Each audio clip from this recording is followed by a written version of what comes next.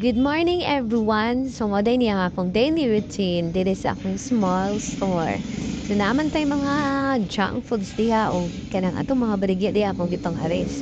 So, natin tayo mga fruits, gulay, and etc. So, natin mga baligya diha sa gawas akong gipang aris. So, natin customer guys, anya. Naman tayo fruits at pong gidisplay sa gawas. Ang butang day kong sting diha sa ref kaya wala na tayo staff ang yan na pwede palit ang gisaklian. So balik na po ang chapo-chapo diri sa atong istante kay daghan kaayong ambog. So minsan lang ko magchapo dira sa atong mga istante kay chapulan po sahay guys. Akong gana. So ayan. Karon kay giganahan man ta. So maglimpyo-limpyo po ta. Unya na ini palit atong gipanglista kay weekly lang man na siya nagabayad. So pagawasan na to ato ang mga biscuits kay ato na pong display. Kaya ako man na siya ginasulod dala sa istante kay na ay RET. Unya kuha na lang ako ang ibang butang diya. Kay ibalik na to diya sa butanganan. So ayan.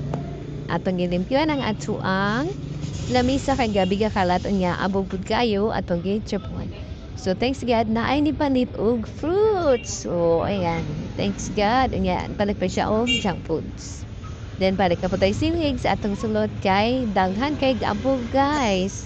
Anya wala nagsilig-silig ta napoy mo palit. So salamat ta kay nga siya. So kuan nya mara dahan naman gyapon mo palit sa atong store.